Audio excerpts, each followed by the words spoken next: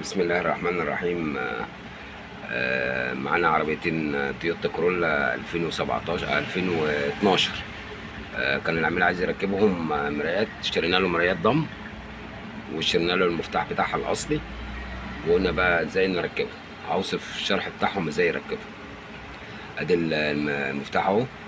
هيتقلب كده، هتلاقي عندك سلكتين بينك وسلكة بني وسلكة ابيض في اسود وسلكة بني في خط احمر وسلكة زرقاء وسلكة خضراء وسلكتين حمر، واحدة احمر في اخضر وواحدة احمر سادة.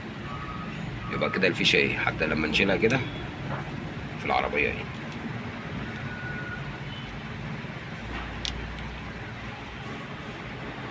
الفيشة ايه كده، تركيبتها كده ايه.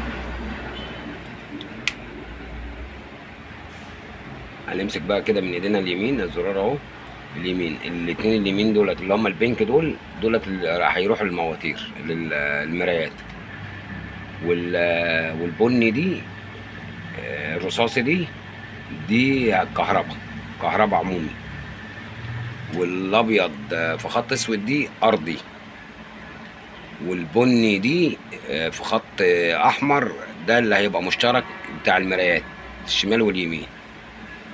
هو عندك الازرق ده مرايه، الازرق والاخضر دولت مرايه يمين، والاحمر ابو خط ازرق مرايه شمال.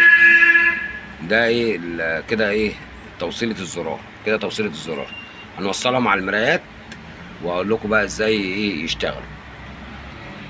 دلوقتي احنا رجعنا بعد ما وصلنا الكهرباء بقى كلها. الكهرباء برضه راجع عليها معاكم. دول بتوع ضم المرايات، وده كهرباء عمومي وده كهرباء ارضي، وده اللي هو المشترك بين المرايه الشمال واليمين، وده الفردتين اليمين ودولت الفردتين الشمال. يعني كده وصلناهم على الزرار اهو، نفس الشغل كده تاني. وصلنا كهربتنا كده ادي الزرار اهو كده اهو، كده هندوس كده قفل وكده فتح، وبعد كده هنجيب كده قفل وكده فتح، كده اركب على طول على العربيه زي ما هما كده. بس طبعا مع السلك الكتير ده في لف طبعا، باب شمال والباب اليمين وبتاع، عايز كهرباء يعني ايه يعمل. وادي كده هنجيب المرايه اليمين كده، ادي ايه كده يمين، كده شمال، كده فوق، كده تحت، والجنب التاني الشمال كده اهو، شمال يمين فوق تحت. دي التوصيله بتاعت الزرار العادي. وادي كده الضم اهو، ده كده بيفتح ويقفل عن طريق الزرار. لو عايز يفتح ويقفل بقى عن طريق الريموت، بيبقى في وحده كنترول تانية بتركب عليهم. لو عايز تقفل وتفتح عن طريق الريموت، مش عايز تفتح وتقفل عن طريق الريموت، يبقى هو زي ما هو كده جوه العربيه، قفل شمال قفل وفتح من غير وحده السنتر يعني. وادي كده الفتح، وادي الزرار بتاعكم، الزرار اللي هو الاتجاهات شمال ويمين ومظبوط اهو، وشمال ويمين اهو.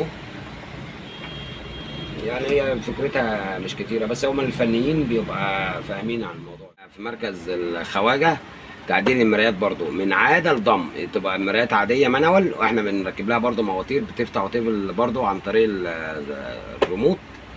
بنعدل المرايه من عاده لضم، وابقى اسيب لكم رابط الصفحه بتاعتي في اخر الفيديو. مع تحيات الخواجه.